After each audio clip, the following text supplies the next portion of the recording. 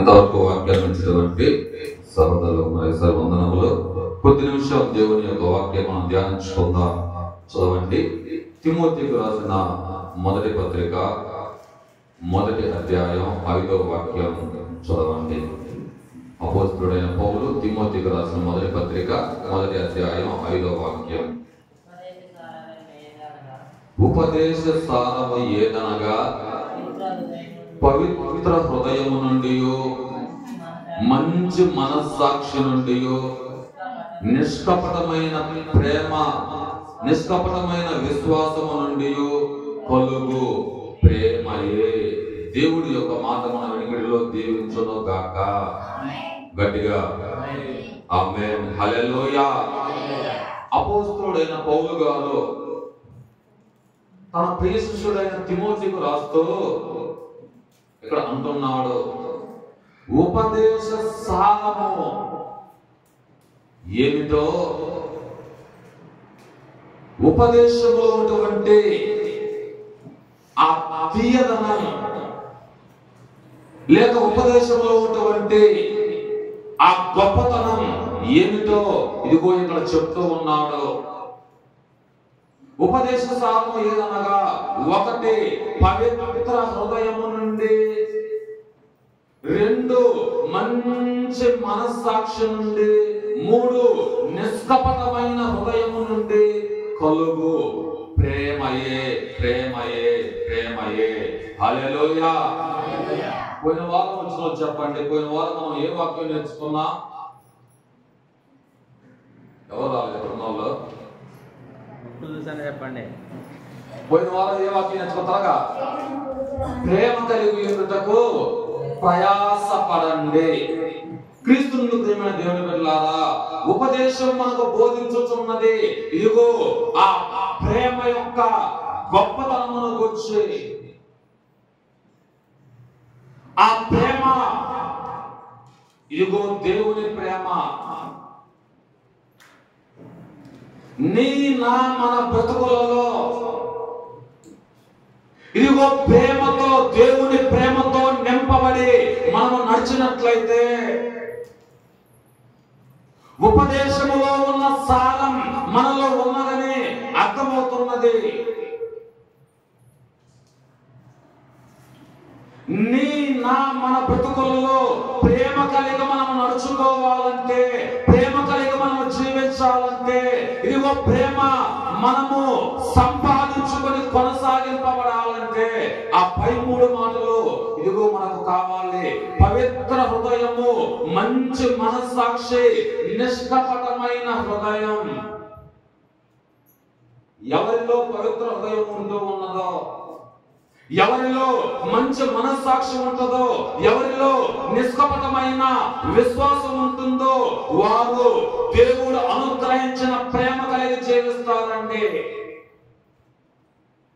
ఈ లక్షణాలు ఉన్నప్పుడే ఇదిగో దేవుని నీవు ప్రేమించగలవు. తల్లెత్తి వినాలి. ఈ లక్షణాలు ఉన్నప్పుడే దేవుని నీవు నిండు మనసుతో ఆరాధించగలవు. ఇదిగో ఈ యొక్క 3 అనుభవాలు నీలో ఉన్నప్పుడే దేవునిని ఇదిగో పరిపూర్ణ హృదయముతో నీవు సేవించగలవు. కాలేబు గురించి ఇప్పుడే సహోదరులు చెప్పారు. కాలేబు మంచి మనస్సాక్షి కలిగి దేవునిని ఆరాధించి ఉన్నారట. ఇదిగో ఈ పవిత్ర హృదయం, ఈ మంచి మనస్సాక్షి, ఈ నిష్కపటమైన హృదయం ఉన్నవారు దేవునిని ప్రేమించగలరు. చూడండి, దేవుని ప్రేమించేవారు ఇదిగో సాటి నరులను కూడా తప్పక ప్రేమిస్తారండి. నీవు దేవుని ప్రేమించినట్లయితే సాటి వ్యక్తులను ప్రేమించగలవు. నీవు దేవుణ్ణి ప్రేమించినట్లయితే తోటి మనుషులను ప్రేమించగలవు. నీవు దేవుణ్ణి ప్రేమించినట్లయితే ఇదిగో సాటి తోటి సంఘ విశ్వాసులను ప్రేమించగలవు. ఏమిటి ఈ ప్రేమ? ప్రేమ మాటలలో కాదు, క్రియలలో ఉండాలి. ఏ రీతిగా చదవాలి? ఇప్పుడు వాక్యానికి వెళ్దాం మనం. ఆదికాండం 18వ అధ్యాయం మొదటి 5 వాక్యాలు నేను చదువుతా, జాగ్రత్తగా అందరూ వినండి. ఆదికాండం 18వ అధ్యాయం మొదటి 5 వాక్యాలను చదువుతున్న, జాగ్రత్తగా ఉండండి. మరియు మమ్రే దగ్గర ఉన్న సింధూర వనములో అబ్రహాము ఎండవేళ గుడారపు ద్వారమందు కూర్చుని ఉన్నప్పుడు యెహోవా అతనికి కనబడెను. అతడు కన్నులెత్తి చూచినప్పుడు 3 మనుషులు అతని ఎదుట నిలువబడి ఉండేది. అతడు వారిని చూచి గుడారపు వాకిట నుండి వారిని ఎదుర్కొన్నట్టుకు పరిగెత్తి నేల మట్టుకు వంగి, ప్రభువా, నీ కటాక్షము నా మీద ఉన్న ఎడల ఇప్పుడు నీ దాసుని దాటిపోవద్దు. నేను కొంచెం నీళ్లు తెప్పించదను, దయచేసి కాళ్ళు కడుగుకొని ఈ చెట్టు క్రింద అలసట తీర్చుకోండి. కొంచెం ఆహారం తెచ్చదను, మీ ప్రాణములను బలపరచుకోండి, తరువాత మీరు వెళ్ళవచ్చును. ఇందు నిమిత్తమే కదా మీ దాసుని యొద్దకు వచ్చితిరనెను. హల్లెలూయా, గట్టిగా హల్లెలూయా. ఈ దినమందు మన వర్తమానం యొక్క టైటిల్ ఆత్మీయునికి ఉండవలసిన 5 లక్షణములు. ఏంటి? ఆత్మీయునికి లేక విశ్వాసకి లేక క్రైస్తవునికి ఉండవలసిన 5 లక్షణాలు. మూలవాక్యం చదువుకున్న ఉపదేశ సారం ప్రేమలో ఉన్నది. ఆ ప్రేమ ఉండాలంటే పవిత్ర హృదయం, మంచి మనస్సాక్షి, నిష్కపటమైన విశ్వాసం, ఈ 3 అనుభవాలు ఇదిగో అబ్రహాములో ఉన్నందున తలెత్తి వినండి. ఇదిగో మనం చదువుకుని 5 వాక్యాలలో 5 అనుభవాలు అబ్రహాములో ఉన్నాయండి.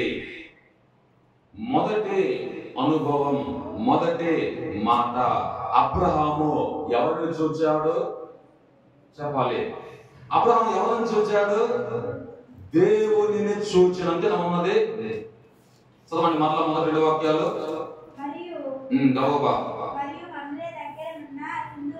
సింధూర వనములో అబ్రహాము ఎండవేళ గుడారపు ద్వారమును కూర్చుని ఉన్నప్పుడు యెహోవా అతనికి కనబడెను. యెహోవా అతనికి కనబడెను. అతడు కన్నులెత్తి చూచినప్పుడు ఇదిగో ఆ 3 వ్యక్తులను చూచాడు. ఏమండి? మొదటిగా దేవునిని చూచిన అబ్రహాము ఏంటి? చెప్పనందరూ ఏంటి? దేవునిని చూచిన అబ్రహాము. ఒక మాట మనం అడుగుతా, దేవుని సన్నిధికి వచ్చిన మనం, దేవుని మందిరానికి వచ్చిన మనం దేవునిని చూచుచున్నామా?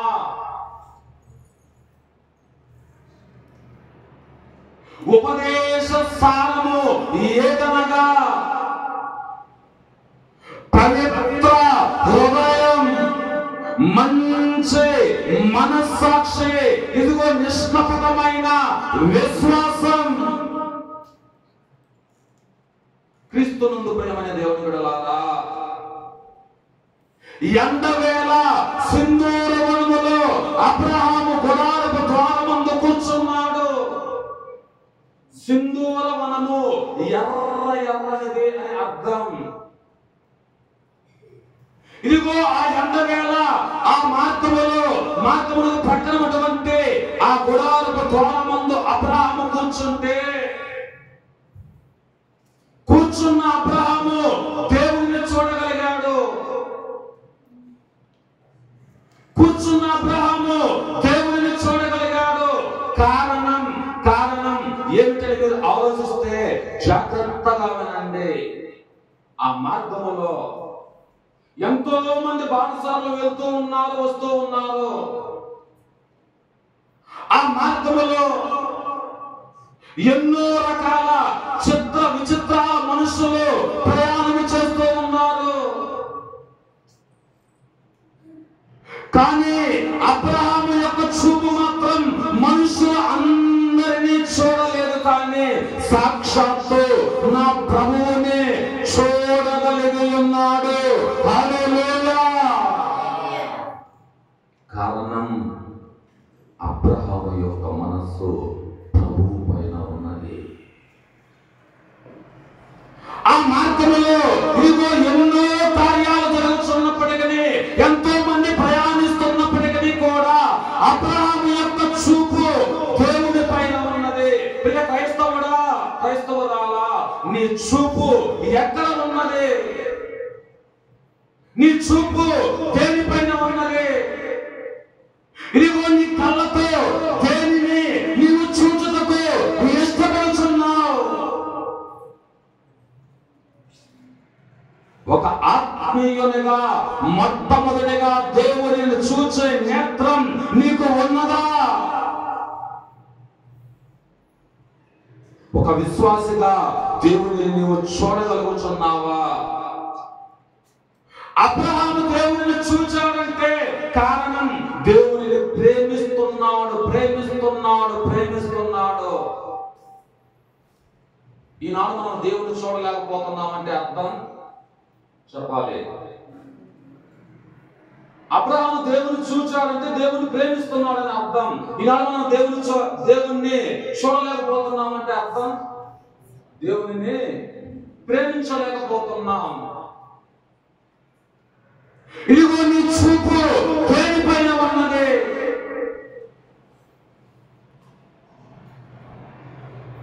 అవ్వమ్మ యొక్క చూపు దేనిపైన ఉన్నది అంటే ఆదికాండం 3 చదవం త్వరగా. ఆదికాండం 3 త్వరగా. స్త్రీ అనుందా? ఆస్త్రీ ఉందాం అక్కడ. స్త్రీ అన ఓకే. స్త్రీ ఆ వృక్షము ఆహారమునకు మంచిదియో, కన్నులకు అందమైనదియో, వివేకమిచ్చు రమ్యమైనది ఉండుట చూచినప్పుడు ఆమె దాని ఫలములలో కొన్ని తీసుకుని తిని తనతో పాటు తన భర్తకును కూడా ఇచ్చెను. వినండి, అబ్రహాము యొక్క చూపు దేవుని పైన ఉన్నది. ఇదిగో అవ్వమ్మ యొక్క చూపు ఏ చెట్టు యొక్క ఫలములనైతే దేవుడు తినవద్దని చెప్పి ఉన్నాడో ఆ చెట్టు పైన ఈ అవ్వమ్మ యొక్క చూపు ఉన్నది. ఇదిగో ఆ ఫలము, ఆ చెట్టుకు ఉన్న ఫలాలను ఈ అవ్వమ్మ చూసింది మొదటిగా. చూసిన ఆమె ఆశించింది రెండవదిగా. ఆశించిన ఆమె వాటిని తినాలని మనస్సులో నిర్ణయించుకున్నది మూడవదిగా. వెంటనే వాడు వచ్చాడు. ఎవడు? దుష్టుడు, సర్పం. ఇదిగో అవ్వమ్మలో ఉన్నటువంటి ఈ లోపమును బట్టి చూడవద్దన్న దాని వైపు చూచింది కాబట్టి, ఆశించవద్దని చెప్పిన దానిని ఆశించింది కాబట్టి, వాటిని తినాలని మనసులో నిర్ణయించుకున్నది కాబట్టి వెంటనే దుష్టుడు ఆమె యొద్దకు వచ్చాడు. ఆమెతో అన్నాడు, అవ్వా అవ్వా, దేవుని అబద్ధం చెప్పాడు. ఆ చెట్టు ఫలం తినొద్దని. తింటే ఏం కాదు, తిను. దేవుని మాటను నమ్మలేదు ఈవిడ. దుష్టుడు మాటనే, దుర్మార్గుని మాటనే, ఇదిగో సాతాను మాటనే విన్నది. ఆ ఫలాలను తీసుకున్నది. ఇదిగో భుజించింది. తనతో పాటు తన భర్తకు కూడా ఇచ్చింది. వారి ఆత్మీయతను కోల్పోయారండి. ఒక ఆత్మీయునిగా ఇదిగో దేవుని నీవు ఎందుకు చూడలేకపోతున్నావో తెలుసా? ఒక విశ్వాసిగా దేవుని చూచే నేత్రం నీకు ఎందుకు లేదో తెలుసా? నీ చూపు దేవుని పైన లేదు. నీ దృష్టి దైవ కార్యముల పైన లేదు. నీ మనస్సు నీవు దేవుని సన్నిధి పైన లేదు. లోకములో ఉన్న వాటిని వేటినో నీ కన్నులతో చూచుచూ ఆశిస్తున్నావు కాబట్టి దేవుని నీవు చూడలేకపోతున్నావు. ఆయనను నీ హృదయంలోనికి చేర్చుకోలేకపోతున్నావు.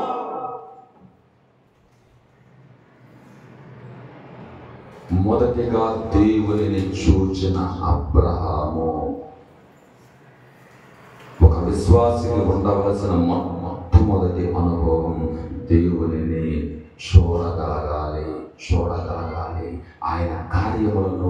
దృష్టించగలగాలి. ఆయన క్రియలను ఇదిగో హృదయంలోనికి లేక బ్రతుకులోనికి ఆస్వాదించుకోగలగాలి. చదవట్లేదు, రాసి పెట్టుకోండి.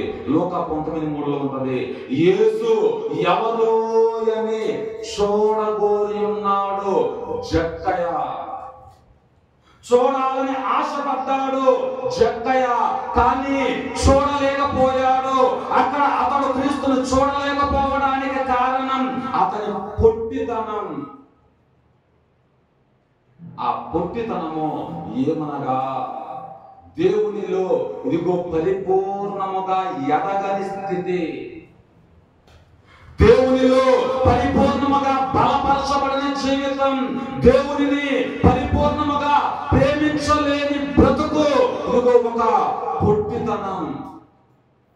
దేవునిలో ఎదగలేకపోతున్నావంటే, దేవునిలో బలపరచబడలేకపోతున్నావంటే, దేవుని చూడలేకపోతున్నావంటే ఇదిగో దేవుని నీవు ప్రేమించడం లేదని అర్థం. దేవుణ్ణి ప్రేమించలేకపోవడానికి కారణం ఉపదేశ సారము ఇదిగో నీవు స్వీకరించలేదు. నాకు చూడండి, సారము సారము సారము అంటే ఇదేంటి పెన్ను.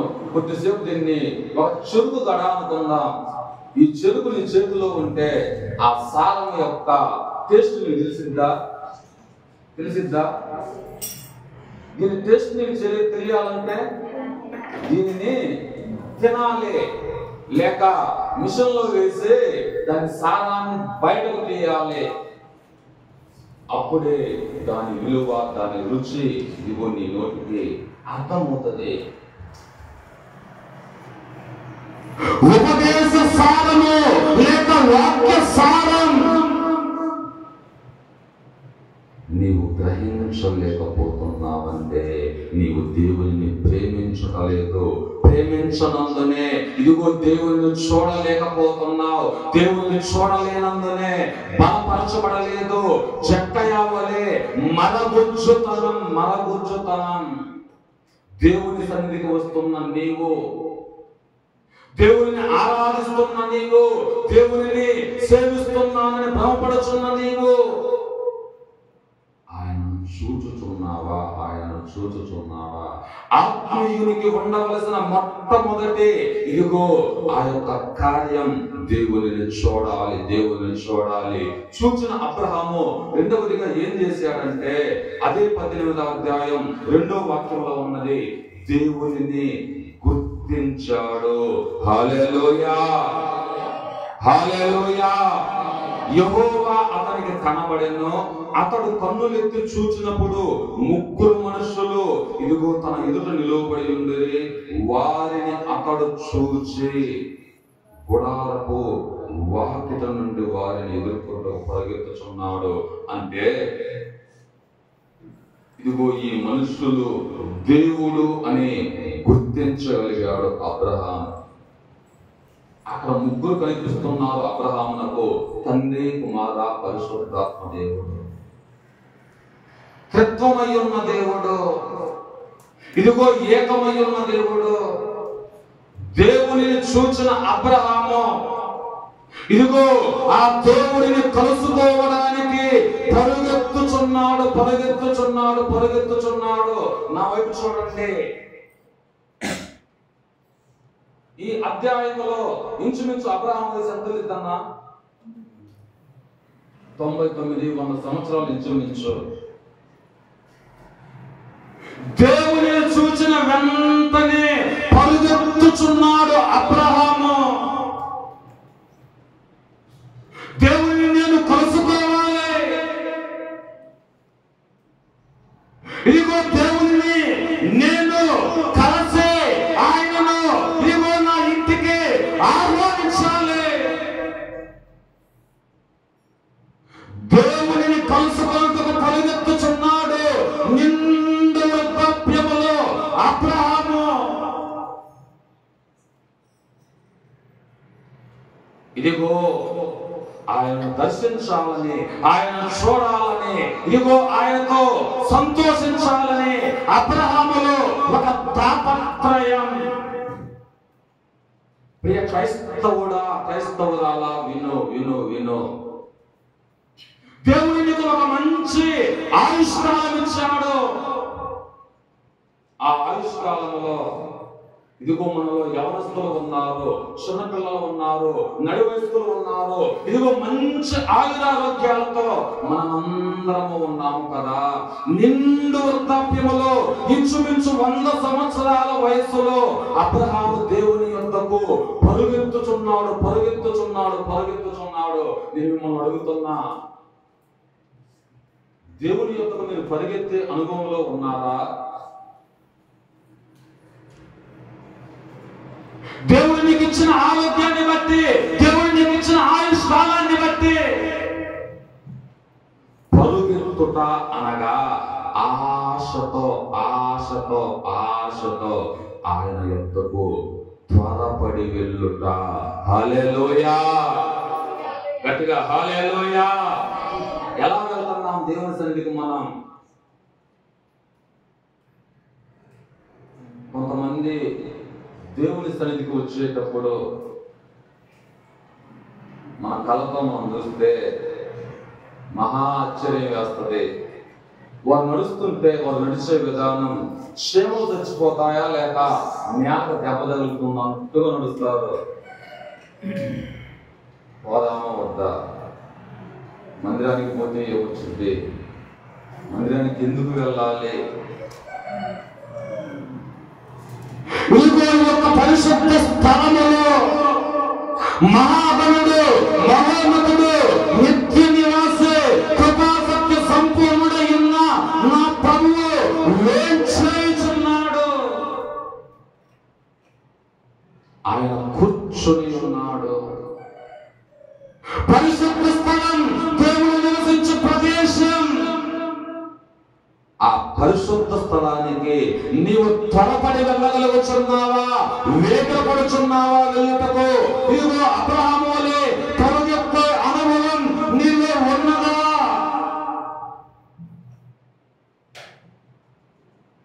దేవుడైతే ప్రతినిత్యము అనునిత్యము ప్రతి ఒక్కరిని ప్రేరేపిస్తున్నాడు. ఆదివారం ఉదయకాల సమయం మొదలుకొని నీ ఆత్మని హెచ్చరిస్తూనే ఉంటుంది. ఈరోజు ఆదివారం దైవ సన్నిధికి వెళ్ళాలి, త్వరపడు. ఈరోజు పరిశుద్ధ దినం, మందిరానికి వెళ్ళాలి, త్వరపడు. ఈరోజు ఇదిగో పునరుత్థాన దినం, సమయానికి నీవు మందిరానికి వెళ్ళు అని నీ హృదయము నీ మనస్సు ఇదిగో నిన్ను ప్రేరేపిస్తుంటే ఆ ఇవ్వబడిన సమయమును నీవు నిర్లక్ష్యం చేయగలరా? ప్రకటన గ్రంథంలో ఏముంది? 3:20లో ఇదిగో తలుపునంత నిలువబడి నేను తట్టుచున్నాను. నీ హృదయపు తలుపులను నా ప్రభువు తట్టుచున్నాడు. ఎవడు నా స్వరము విని తలుపు తీయునో నేను లోపలికి వస్తా. తలుపు తీస్తే నేను లోపలికి వచ్చిన తర్వాత నాతో అతనితో నేను కలిసి భోజనము చేయుదము. హల్లెలూయా. హృదయపు వాకిట యొద్ద ప్రభువు నిన్ను తట్టుచున్నాడు. నీ హృదయాన్ని ప్రేరేపిస్తున్నాడు, నీ మనసును పురుకొల్పుచున్నాడు. త్వరపడి వెళ్ళు. పనులకు త్వరపడి వెళ్తాం, ఫంక్షన్లకు త్వరపడి వెళ్తాం, వినోద కార్యక్రమాలకు త్వరపడి వెళ్తాం, సినిమాలకు త్వరపడి వెళ్తారు, శకాలకు త్వరపడి వెళ్తారు. లోకములో ఉన్న సమస్త కార్యాలకు కూడా విశ్వాసులు ఇదిగో సమయానికి ముందే మంది పరుగు పరుగున వెళ్తూ ఉంటారు. కానీ ఒక్క దేవుని సన్నిధికి వచ్చే విషయంలోనే అబ్రహాము వలె పరుగెత్తలేకపోతున్నారు. కారణం ఉపదేశ సారము నీలో లేనందున కాదా? ఆ ఉపదేశం వలన కలిగిన దైవ ప్రేమకు నీలో చోటు లేనందున కాదా?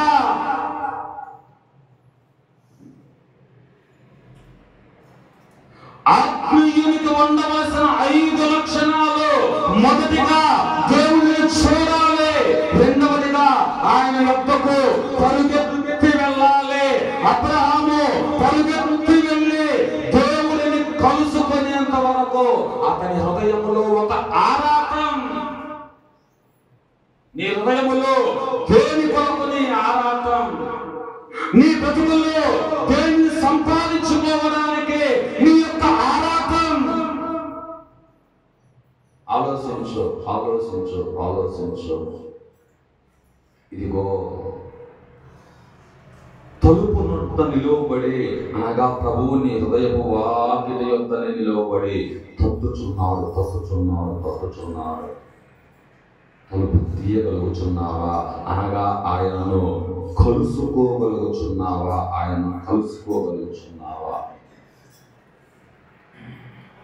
ఆది అపోస్తలుల కాలంలో ఆ దినాన పేతురు శవశాలలో ఉంటే సంఘమంతా పేరుకు మాత్రమే అక్కడ రాయబడిన మాట, అత్యాసక్తితో వారు ప్రార్థన చేస్తున్నారు శవశాలలో ఉన్న పేతురు కొరకు. కానీ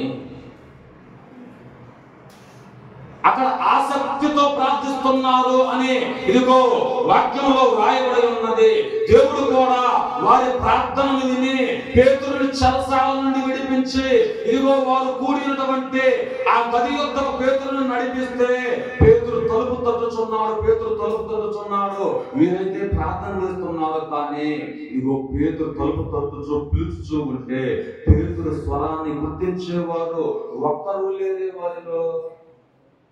వారిలో ఉన్న ఒక చిన్న బిడ్డ రోజే అనబడిన యవనస్తురాలు ఇదిగో తలుపు యొద్దకు వెళ్ళి పేతురును చూచి ఇదిగో మరలా ఈ ప్రార్థించుతున్న గుంపు యొద్దకు వచ్చి వారితో పేతురు వచ్చాడు అంటే వారందరూ ఆ యవనస్తురాల యొక్క నోరు మూపిస్తున్నారండి.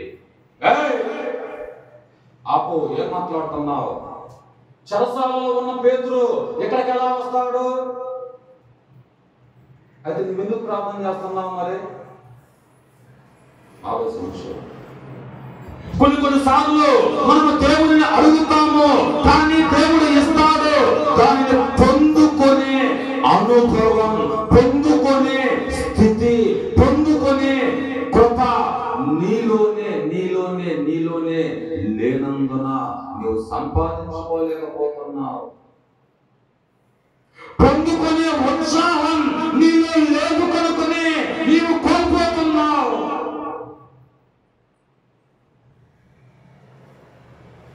విస్తార మంది ప్రజల్లో, విస్తార మంది విశ్వాసంలో రేపేనబడిన ఆ చిన్నది ఒక్కటే దైవజనుని స్వరమును గుర్తించి ఉన్నది. దైవజనుని ఇదిగో కలుసుకొని ఉన్నది. తలుపు యొద్దకు వెళ్ళి ఆ దైవజనుడే మన రక్షకుడైన యేసుక్రీస్తు ప్రభువుల వారు.